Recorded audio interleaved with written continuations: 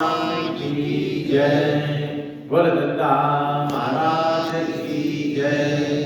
बोले नगरी निवासी भगवान की जय। बोल जुगल जोड़ी सरकार की जय। बोल पवन सिद्धार्थ महाराज की जय।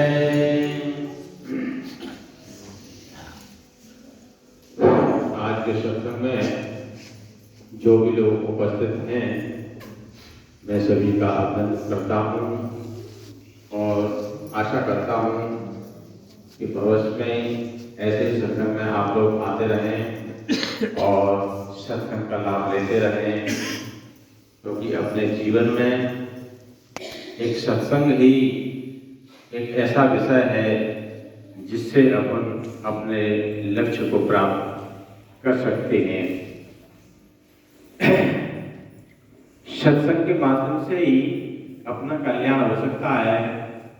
वैसे तो जैसे अपन ने मान दीक्षा ले ली और अपन ने आना जाना शुरू नहीं किया, तो फिर इसका कोई लाभ आपको नहीं मिल पाएगा। जब तक आप सत्संग नहीं सुनेंगे तब तक आपको कुछ प्राप्त नहीं हो सकेगा। अपने महान पुरुषों का ऐसा मत है कि 3 लोग नवखंड में गुरु से बड़ा न कोई, करता करे न कर सके, गुरु करे सोई होय। देखो, तीनों लोगों में और 9 खंड में कोई भी बड़ा नहीं है, गुरु से बड़ा न कोई। मतलब 3 लोग 9 खंड में गुरु से बड़ा न कोई, करता करे न कर सके, गुरु करे सोई होय। इसको अपन को थोड़ा सा अच्छी तरह से समझना चाहिए कि इस द्वय का क्या मतलब है। इसको थोड़ा समझ करके अपन को धारण करना चाहिए। यानी अपने महान पुरुषों का क्या मत है कि तीनों लोकों में और 9 खंड में गुरु से बड़ा कोई भी नहीं है। गुरु को अपन को समझना चाहिए। गुरु से करता करे न कर सके, माने ईश्वर भी नहीं कर सकता जो गुरु कर सकता है। तो गुरु के विषय में अपन को समझना चाहिए, क्योंकि गुरु के बगैर हम अपने वास्तविक लक्ष्य को प्राप्त नहीं कर सकते। हमारा वास्तविक लक्ष्य क्या है? हमारा वास्तविक लक्ष्य परमात्मा को जानना है। परमात्मा को जानने के लिए गुरु की आवश्यकता है। गुरु के बगैर हम परमात्मा को नहीं जान सकते। हम जो है ना, जैसे तुलसीदास ने मानस में लिखा है, रामतत्व मानस में, कि बड़े भाग मानस तन पावा, सुर दुर्लभ सब ग्रंथन गावा। हमको ये मानव शरीर बड़े भाग से मिला और इसके लिए देवता लोग तरस रहे हैं। सुर दुर्लभ यानी हमको ये बड़े भाग से मिला, ऐसा तुलसीदास जी का मत है कि बड़े भाग से ये मानव शरीर मिला। ये वास्तव में सही बात है।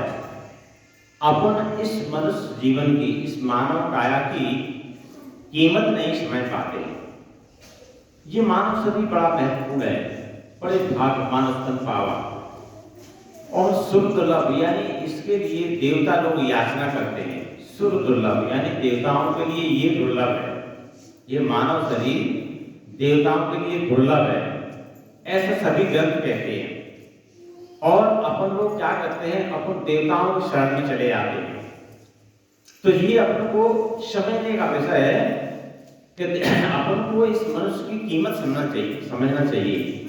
हम इस मनुष्य से ही परमात्मा को प्राप्त कर सकते हैं, अन्यथा दूसरा कोई भी ऐसी योन नहीं है, दूसरी कोई भी योन नहीं है जो हम इस अपने लक्ष्य को प्राप्त कर सकें। ये मनुष्य ही एक ऐसा जीवन है, ये मानव ही ऐसी काया है जिसके तहत हम जो है ना, अपने जो हमारा वास्तविक उद्देश्य है उस उद्देश्य पर पहुंच सकते हैं। और दूसरा कोई भी, जैसे मानव को छोड़ करके ये 84 लाख योनियां हैं। अगर अपन ने परमात्मा को नहीं जाना तो अपन को 84 में जाना पड़ता है। ये अपन को ध्यान देने की जरूरत है। और अपन को देखो, अब ये समझना चाहिए अपन को क्या समझना चाहिए कि मतलब ईश्वर के बारे में समझना चाहिए कि ईश्वर क्या है, कैसे मिले। भाई बहुत से लोग कह देते हैं, सभी लोग कह देते हैं कि भाई हम तो ईश्वर का भजन कर रहे हैं या ईश्वर को जान रहे हैं, लेकिन जिस समझना तो चाहिए कि ईश्वर क्या है।